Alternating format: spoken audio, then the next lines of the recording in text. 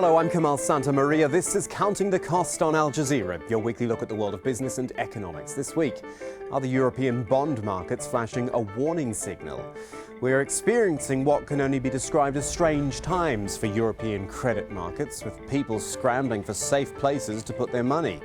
Is there more trouble ahead for the European economy? We'll continue our chat with the former Greek finance minister Yanis Varoufakis about what he thinks needs to be done. Also this week, Saudi Arabia and how its economy makeover takes its inspiration from a woman. The Deputy Crown Prince met bankers in New York this week as more details emerged of his national transformation plan. We'll review the Saudi aims to privatise the public sector, something Margaret Thatcher did in the UK back in the 1980s. Plus the haves and the have-nots in Russia as the St. Petersburg International Economic Forum gets underway. We'll look at how poverty rates are rising as the Russian economy spirals into deeper recession. So we're going to start this week off in the bond markets. Not always the most captivating of economic topics, but right now they're telling us a lot about the current state of Europe and its collective economy. For anyone not familiar with them, bond markets are essentially the place where investments are made, debt is issued and people put their money. And government or sovereign bonds are basically IOUs from states. This past week we saw some history made in the European bond market, and pretty peculiar one at that. Just as a bit of background for you, government bonds are seen as safe places to park money in times of uncertainty because states usually pay you back. So it makes sense that there's high demand at the moment because of concerns about global growth. With high demand comes higher bond prices, but lower yields. And this is the historic bit. Last Tuesday, the yield on the 10-year German Bund fell below zero for the first time on record. What that means is investors are so worried about the economic outlook, they're actually prepared to pay the German government for the privilege of holding their money for a decade. This is not something we've really seen before. It doesn't necessarily make sense, as you'll see, and it definitely raises questions about central bank monetary policy and whether it's working or not. Now, last week on Counting the Cost, you would have seen Yanis Varoufakis, the economist and former Greek finance minister. We just brought you his thoughts on Brexit then. Here now is the rest of that interview in full. And we pick up on the issue of Europe as a whole. Low, if not negative interest rates, now these low-yield bonds, and really very few signs of a proper recovery from the original crisis. I asked Mr. Varoufakis, who I described as no fan of certain players and countries within Europe, for his assessment. Well, just one small correction. I'm not antagonistic or antithetical to any of the countries of the European Union. I'm highly critical of the leadership of the governments, and in particular the bureaucracy in Brussels and Frankfurt, for doing that which I think is going to be taught in the universities of the next century or two as the greatest debacle in the history of macroeconomic management or mismanagement. The European economy is in a deflationary state. 6, 7, 8 years after the great financial crisis that started as always, as these crises do in Wall Street, Europe has been spectacular in its failure to respond rationally to a crisis that should have ended by 2010, 2011. The European Union, and in particular the Eurozone, is in complete denial of the architectural design faults of its monetary and fiscal policy, of its inability to do that which once upon a time would seem the evident thing to do: to mobilize idle savings into productive investments. Think about it. We have the largest, highest savings rate in the history of Europe, and we have the lowest level of investment in the history of Europe. This imbalance, a mountain of savings and very, very low investment, the lowest in our history, especially in Germany. This is spectacular, right? This is the reason why we have negative interest rates. When the demand for money, which is investment demand, is so low and the supply of money is so great, the price of money, which is the rate of interest, goes through the floor.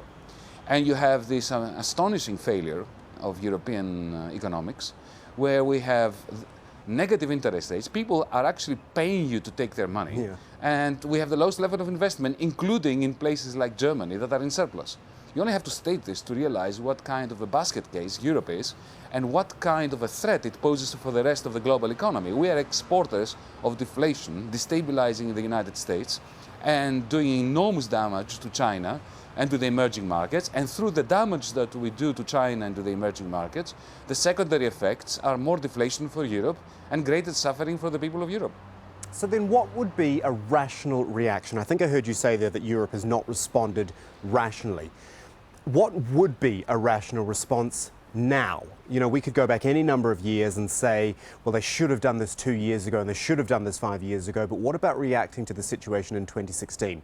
What, in your view, is the rational response? Well, allow me to answer directly by suggesting that tomorrow morning in Brussels there should be a press conference. Okay. And the press conference should be attended and given by the President of the European Union Council, the President of the European Central Bank, the President of the European Investment Bank, the President of the European Stability Mechanism, and the announcement should have three very brief parts. Part number one, the European Investment Bank is given the green light from the European Union Council to effect a Green New Deal, an investment-led recovery program to the tune of 5-6% of the Eurozone's GDP, to be funded fully by issues of the European Investment Bank AAA-rated bonds. Mr. Mario Draghi, sitting next to the President of the European Investment Bank and the European Union Council, confirms that the European Central Bank will be purchasing 50, 60, 70 billion euros worth of it, up to that level, if need be, of these European Investment Bank bonds. So the AAA rating and the yields of those bonds remain intact. And suddenly you have a huge energizing process, taking idle savings and pushing them into productive investment, especially in the green energy union that the European Union needs so badly. Another announcement that should come is that the European Stability Mechanism will act as a backstop for failing banks. A new jurisdiction, European Union, Eurozone jurisdiction is created for failing banks. The ESM recapitalizes them, the European Central Bank appoints a new board of directors for failing banks, and suddenly you have a proper banking union, the banking union that we don't have except in name. And finally, the profits of the European system of European central banks, Target 2 accounts and all that, instead of being redistributed among surplus nations, should fund an attempt to alleviate poverty where it hits, something like the United States food stamp program. Now imagine this single press conference tomorrow morning in Brussels. It will end the crisis. It will create a new sense of shared prosperity and of purpose. You make it sound easy, Mr. Varoufakis, quite simply, the way you sort of rattled it all. Okay, so why isn't something like that happening it's then? straightforward. There's one press conference. Okay, so technically it's doable, but are you saying that it's just the politics that's getting in the way, the egos, the lack of monetary systems in place? Is that what is holding this sort of plan back? It is politics. It is a gross political failure on part of European leaders and of the European Union. What is behind it? No, I don't believe in egos. I never ascribe personal failure the blame of for coordination, political coordination failure. No, the reason is that, let me put it this way, the German and the French elites have not decided what they want to do with the European Union, and in particular with the Eurozone. It is quite clear that we need a kind of Europeanization of these realms, of the crisis, of the debt, of the low investment, of poverty alleviation, and so on. We need to Europeanize this, federate it in a sense. And the press conference that I narrated for you would do this within the existing rules, within the existing treaties. But the German elites have not decided whether they want to tie their colors to the mast, or to pin their colors to the mast of the Eurozone forever and irreversibly, especially when they are deeply suspicious of the French elites. So Europe is now fading and withering, and the European Union project is crumbling, because the two elites that got together initially to create the Eurozone have not gotten their act together, and they have not decided what they want to do with a design, an architecture, which was never actually fit to purpose, never capable of sustaining the shock waves of a major financial crisis that like that which hit the world in 2008. Okay, so that is Europe. I want to talk specifically about Greece now, the country where you are from, where you've served, which you love so much. We had a guest on this show a few weeks ago, and he said the biggest problem Greece has had with its economy more recently is that no one's had a growth plan to really get the country moving again. You know, it's just become about servicing debt, about getting the next bit of bailout money, about putting another sticking plaster on until the next payment is due, and I think that is July it's due, so not far away at all. How do you respond to that sort of idea that there has never been a real plan to kickstart Greece? Oh, this is absolutely correct. A year ago, when I was in the ministry, we put forward such a growth plan. It was co-authored by not just myself and my team, but by people like Jeff Sachs from Columbia University, Larry Summers, the former US Secretary of the Treasury, Norman Lamont, who was Chancellor of the Exchequer under John Major, Thomas Mayer, who used to be Chief Economist with Deutsche Bank. It's worthwhile taking a look at this plan. But these are the things that the Troika of lenders insisted on not discussing last year because they were not interested in Greek recovery. They were all interested in overthrowing a government that dared say to them in their face that their program for the last 5-6 years has failed. Again, Mr. Varoufakis, you're making it sound simple. I don't know that it is that simple, but you've laid out a clear argument for sure.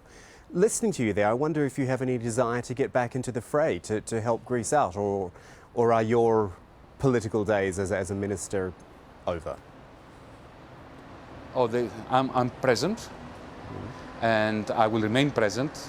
As I said last September, the reason why I didn't contest my seat in Parliament on the 20th of September 2015 was because I didn't believe that particular Parliament, the one we now have, is capable of producing a plan like a growth plan.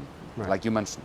The moment it becomes necessary to become active at the electoral front here within Greece, I will be present. Yanis Varoufakis, former Greek finance minister.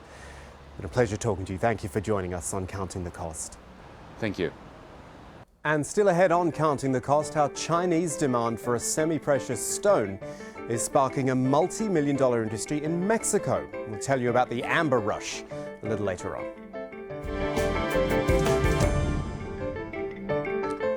Right now, though, Russia and its annual St. Petersburg International Economic Forum. It is the type of event designed to attract big economic names and showcase Russia as an investment destination. But that's no easy task these days because Russia, the world's 10th largest economy, is under international sanctions. Restrictions were placed on its banking, energy and defense industries after the annexation of Crimea back in 2014. And it gets worse. The drop in oil prices has hit Russia's state budget as oil revenues make up just over 40% of it. That's resulted in the government spending more than it brings in for the past 2 years.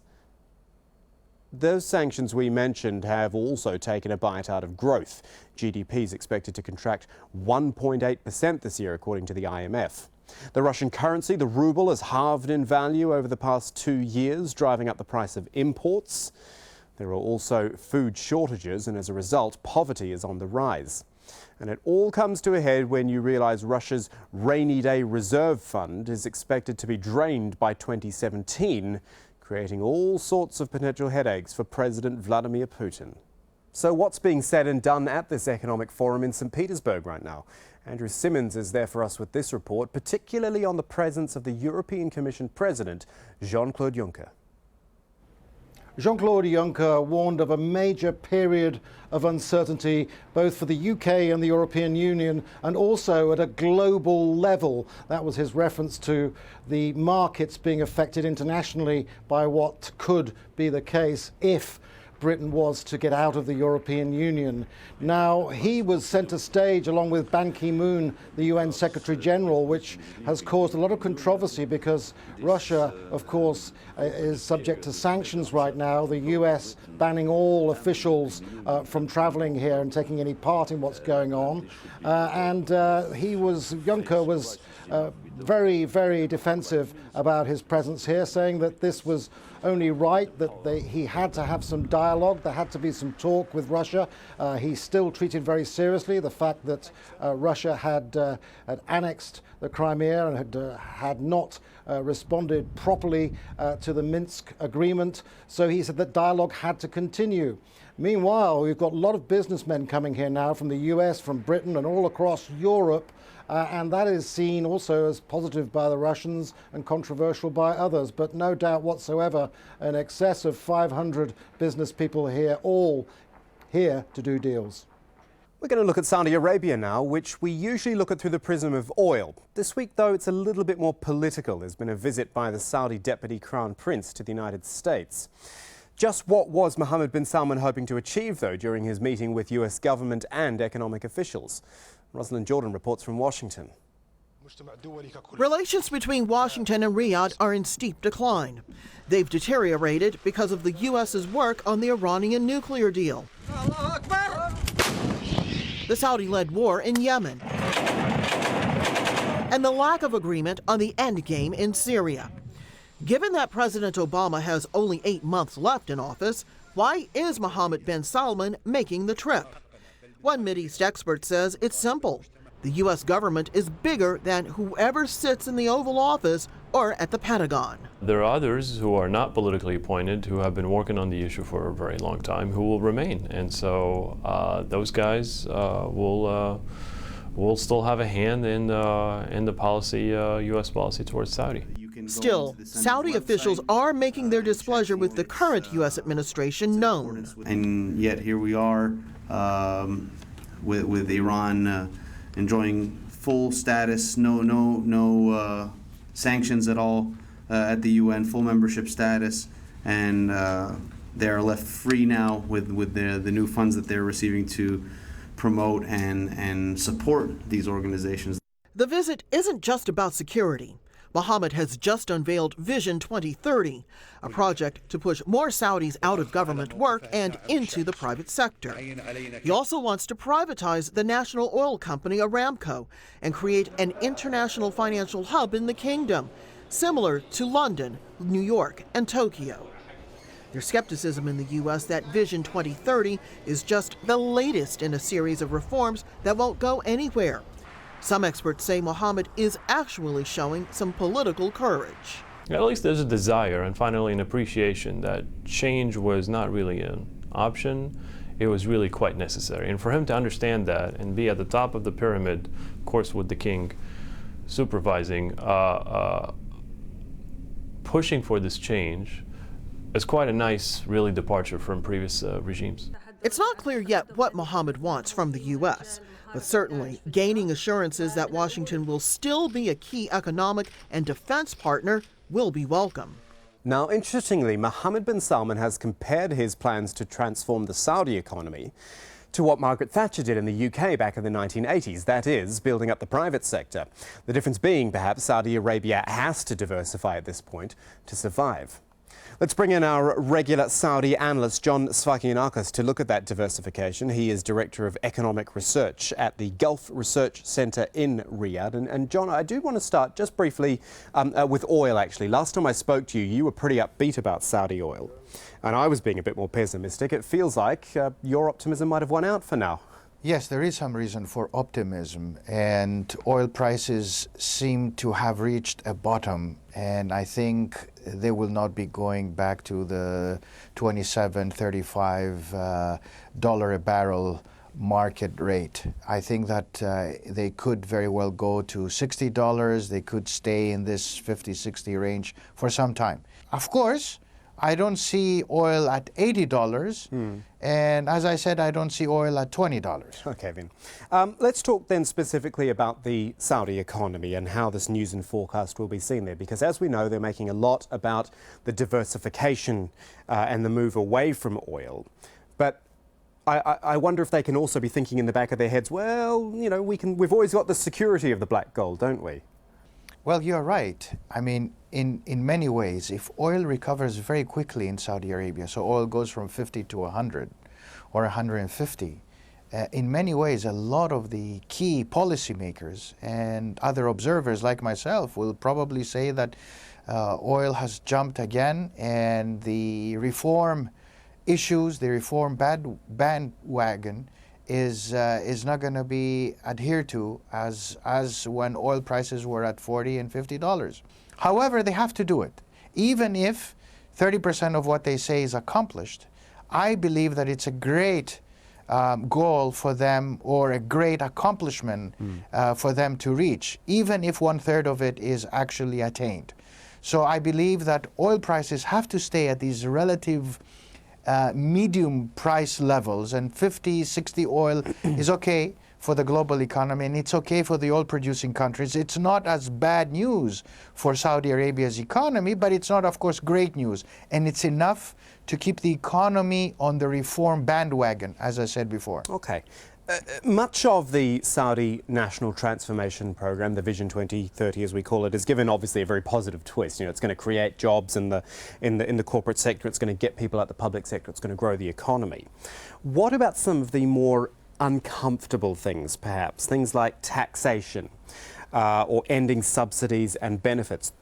That's going to be a risk, isn't it?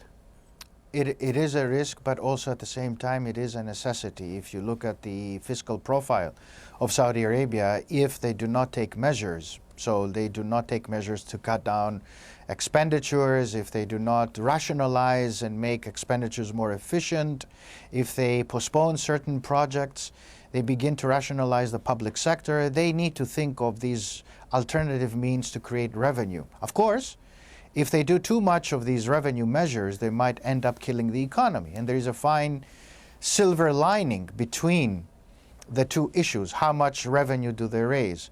But they have to move towards being a more efficient economy. At some point, the GCC countries have to evolve into a new economic model that shifts away its attention from subsidies. And what Saudi Arabia is doing today, the others have to consider a few years down the road. As you said quite rightly, it is an issue that if they push too much, too quickly, something might get at a different angle of things. So they need to take that in consideration. Yanis Varoufakis, it's always a pleasure talking to you. Thank you for joining us. Thank you. Finally this week, an illegal trade thriving in the southern Mexican state of Chiapas. It's amber, which, if you don't know, is fossilized tree resin and has become a precious gemstone over the years. And it becomes even more precious when Chinese buyers, who regard Mexico's amber as the best in the world, are driving the market. But as John Holman reports, mining for amber comes at a cost. Marcos, an indigenous Tzotzil miner, heads into the darkness in Simojovel, South Mexico. There's no government oversight, no safety standards down here, only rudimental tools and ever-present danger. A young man digging in the mine had an accident. The roof fell in and crushed his head. He died here. This is what they're risking everything for, amber. There's plenty of it in Simojovel, and word has got out to where this semi-precious stone is prized higher than many others. The men toiling away in these mines are just the first link in a chain that can stretch across the world to China. Despite Chinese buyers sparking a multi-million-dollar industry, most miners earn just a few pesos. They sell to middlemen, known as coyotes, who have the all-important contacts with the Chinese businessmen camped out in local hotels. They rarely emerge, and we only saw them from a distance. The Chinese can't go out because there's a lot of bandits who could kill them. It's better that they stay in the hotel, buy, and not risk their lives. In a largely lawless town, the middlemen respond to any attempt to bypass them with violence. One Mexican buyer, who wanted to remain anonymous, had a close encounter. We were buying in a mine where they told us to stop. A truck pulled out in front of us halfway home and they started firing. We took 4 bullets in the driver's door. He survived and continues to move about 150 kilos of amber a month to China. He does it in small parcels using US shippers. Neither he nor anyone else we talk to pays any export taxes. Mexican authorities appear to be doing nothing to check the huge amounts of cash flowing from the trade. This in a country supposedly clamping down on money laundering. ¿Hay un personaje en el pueblo? There's someone in the village that's really well known among the Chinese, who gives them cash when they arrive in Mexican pesos. I think that they deposit money for him in China. And then here, they've got up to 4 million pesos, which is what I see people spending here. As so often has been the case in Chiapas, Mexico's poorest state, local people like Marcos are largely missing out on the benefits of a land rich in natural resources. And that is our show for this week, but there's more for you online at aljazeera.com/CTC. That'll take you straight to our page, which has individual reports, links and entire episodes for you to catch up on. You can also get in touch with us. You can tweet me at KamalAJE. Do use the hashtag AJCTC when you do, or drop us an email. Counting the Cost at aljazeera.net is the address. That is it for this edition of Counting the Cost. I'm Kamal Santamaria from the whole team. Thanks for joining us. The news on Al Jazeera is next.